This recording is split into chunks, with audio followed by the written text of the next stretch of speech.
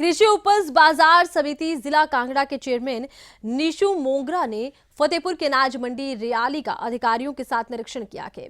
निशु मोंगरा ने कहा कि इस बार धान खरीद के समय किसानों के अनाज रखने के लिए मंडी में ऑक्शन प्लेटफॉर्म कम पड़ गया था, तो वहीं पशु के अनाज मंडी में घुसकर अनाज को खराब करने की शिकायतें भी मिली थी, जिस पर अनाज मंडी रियाली का निरीक्षण किया गया है। डेयरी क्षेत्र से हिमाचल के लोगों के जीवन में आ रही संपन्नता और प्रसन्नता। दूध खरीद पर समर्थन मूल्य देने वाला हिमाचल देश का पहला राज्य है। प्रदेश सरकार ने गाय के दूध के समर्थन मूल्य को 45 रुपए और भैंस के दूध के समर्थन मूल्य को 55 रुपए प्रति लीटर किया है। कभी कोई सोच सकता था जो पशुपालक है कि गाय के दूध में 15 रुपए की बढ़ोतरी की जाएगी, जो मिल्क फेडरेशन के द्वारा 30 रुपए द्वारा खरीदा जाता था वो आज 45 रुपए के द्वारा खरीदा जा रहा है। भैंस का दूध 55 रुपए के द्वारा खरीदा जा रहा है। मैं रामपुर गया, रामपुर की महिलाओं से मिलकर मुझे ऐसा लगा कि जैसे सही में इन लोगों ने दूध के व्यवसाय से अपनी आजीविका का साधन बना लिया है।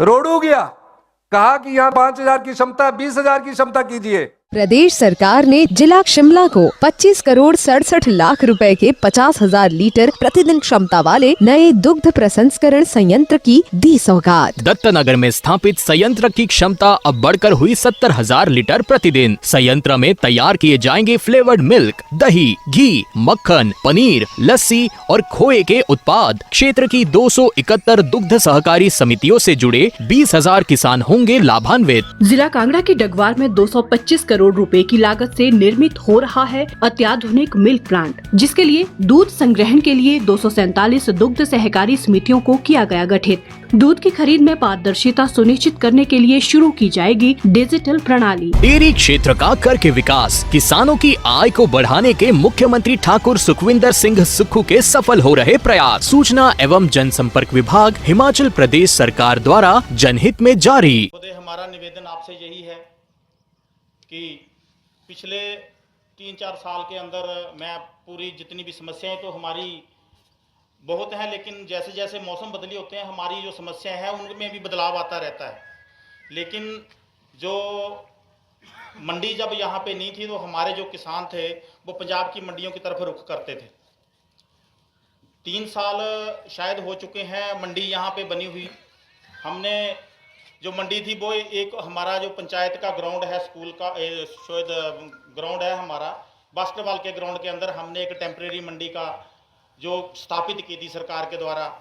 तो एपीएमसी ने वहाँ पे एक बहुत बड़ा शेड लगा के दिया था। तो उस समय 1,000 क्विंटल के करीब शायद धान की खरीद हुई थी, क्योंकि हमारे जो यहाँ के किसान हैं उन्होंने जो पंजाब के कमीशन एजेंट होते हैं उनसे पैसा लिया होता है, तो पैसा बदले में देना पड़ता है, क्योंकि इधर यहाँ से हम फसल वहाँ पे बेचेंगे तभी जा करके वो छोड़ते हैं।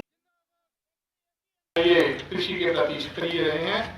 तो मैं आपको एक बात बता देता हूँ कि जिस दिन हमने धर्मशाला में शपथ ली थी तो मैं विजय जी ने मेरे को कुछ समस्याएं जो किसानों से जुड़ी हुई थी मुझे अवगत कराया, और मैंने इनको आश्वासन दिया कि विजय जी जब भी उचित समय आएगा मैं आपके किसानों के बीच रियाली में पहुंचूंगा, उनसे रूबरू होऊंगा और उनकी समस्याएं जो भी होगी वो मैं अपने आप सुनूंगा और उनके ऊपर अमल करूंगा। आप इसलिए भी बधाई के पात्र हैं कि जिस तरह से आपने यहाँ की पैदावार, मैं तो खैर एपीएमसी अभी संभाला है, लेकिन जो आपने इतनी वर्षों से मेहनत की है और जो पैदावार यहाँ पे ग्रेन्स के लिए बढ़ाई है, इसकी गूंज शिमला तक है।